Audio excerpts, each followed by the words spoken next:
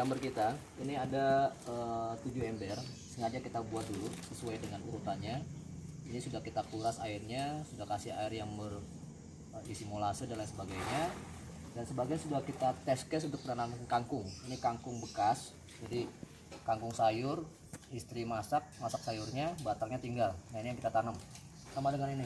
Nah ini adalah kangkung sayur yang dimasak oleh istri, kemudian kita masukin uratnya yang ada batangnya ke dalam cup. Nah, medianya arang.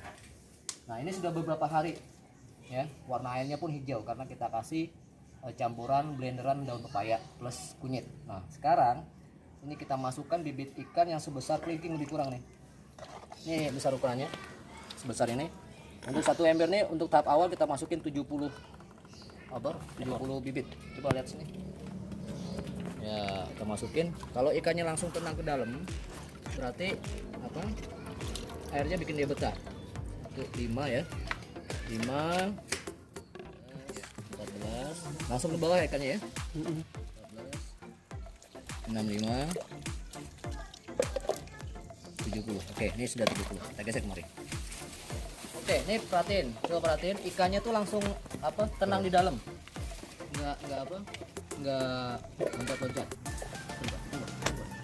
Jadi bedanya media yang membuat ikan senang itu berbeda dengan media yang belum pas. Kalau media yang belum pas, ikan tuh ngapung ke atas.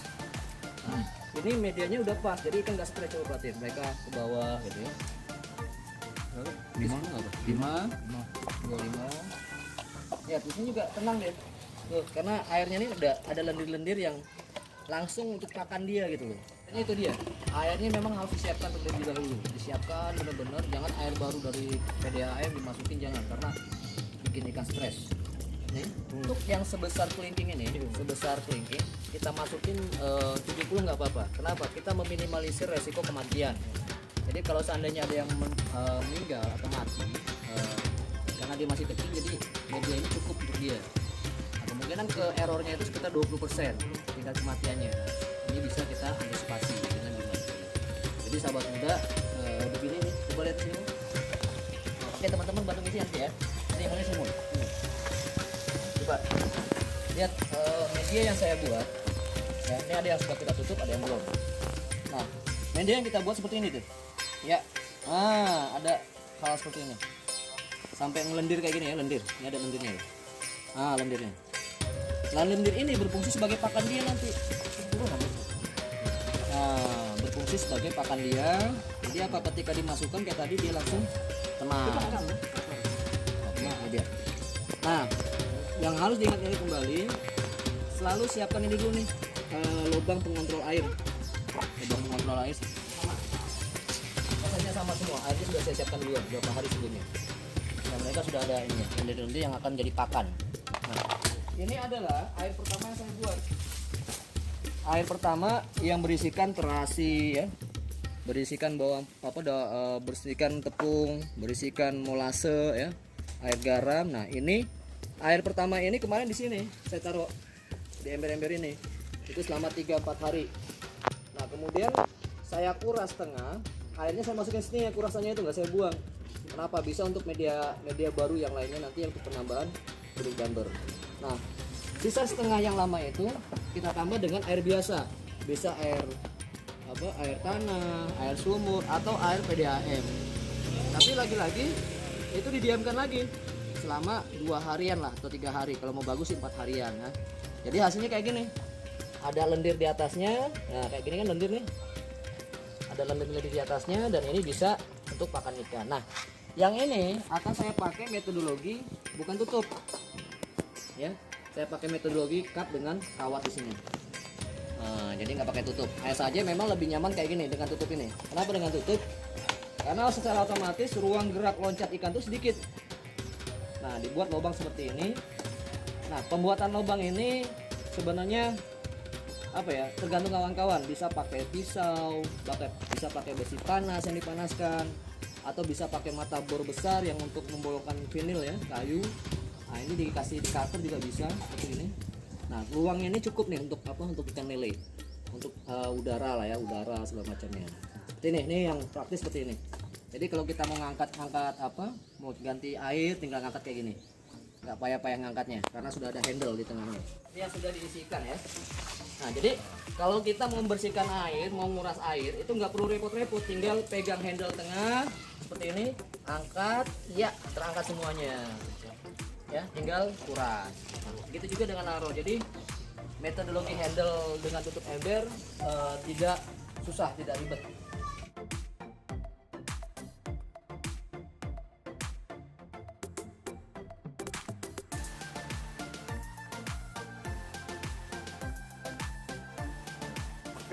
Jadi konsepnya ini adalah untuk ketahanan pangan mandiri kita. Jadi kalau seandainya masing-masing warga punya satu ember kan, dia bisa tanam kangkung, bisa ternak ikan. Nah, kalau kangkungnya sudah tumbuh, sudah seger, dia bisa panen dan masak sayur kan dari hasilnya. Ada ikan yang bisa dimakan dari hasilnya sendiri walaupun satu ember gitu ya, kan bisa langsung. Jadi ketahanan pangan selama COVID-19 ini bisa dilakukan dengan adanya ini, bertahanlah warga. Nah, ketika sudah 2 atau 3 bulan kan warga sudah paham nih mengolah satu ember. Akhirnya, itu bagus gimana cara pengelolaan, kasih pakan, perawatan. Nah, akhirnya pikiran kita sudah berorientasi berubah lagi nih. Jadi pemasukan keluarga.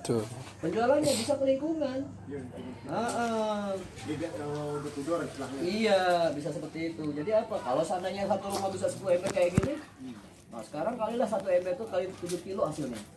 7 kali 70 kilo. 70 kilo dikali berapa? 20.000. 1.400.000. Satu bulan udah dapat duit tenang. Padahal ya cuma di pinggir rumah doang kan. Enggak ribet ya. Enggak ribet. Nah, bagaimana mengatur pakannya, mengatur yang lain-lainnya. Nah, itu nanti belajar bareng-bareng dengan WMI. Nah, WMI nanti mendampingi, ngasih tahu kayak gini loh Pak, Bu, kan? Jadi warga juga bisa paham. Oh, tapi ini kelompok WMI. Iya, kelompok Wahana Muda Indonesia. Kita punya kelompok ternak, tani, Wahana Muda Indonesia. Nah, ini jadi harapan kita dengan adanya ini, mindset keluarga selama COVID ini terbangun, bahwasanya kita harus bertahan dengan pakan yang ada, lokasi yang ada, memanfaatkan wilayah yang ada. Nah, kayak gitu. Oke, ini jadi ini mudah-mudahan ini bisa berkembang di warga nanti, khususnya relawan dan warga dampingan WMI. Nah, bisa dicontoh oleh masyarakat. Saya yakin nanti ini dibantu tidak dibantu oleh pemerintah, warga akan ngikutin. Kenapa? Kan tidak berat. Satu ember satu rumah. Sambilan. Iya, istri atau anak kita bisa ngasih makannya, kita kerja bisa di luar, kan gitu. Nah, anak-anak juga senang ngasih makan ikan, kan? Nggak tahu ikannya udah gede aja kan? Nah, itu dia. Jadi itu konsepnya sahabat ya. Kita hari ini Budik Damber ini untuk ketahanan pangan mandiri. Oke, usahakanlah di rumah punya satu aja, satu budik damber dengan 70 atau 60 ekor ikan. Ya, di atasnya tanamlah kangkung atau segala macamnya. Jadi itu selama 2 bulan ini, 3 bulan ini, selama COVID ini kita belajar mandiri dengan media ini. Nah, saya yakin ketika sudah paham semua ilmunya, sudah ngerti semua, sudah ngotot lah ngasih makan, ngerawat segala macamnya, ini akan berubah orientasinya untuk pemasukan keluarga. Kalau punya 10 ember, anggaplah sebulan itu 1,5 juta, maka sudah pendapatan sudah bertambah.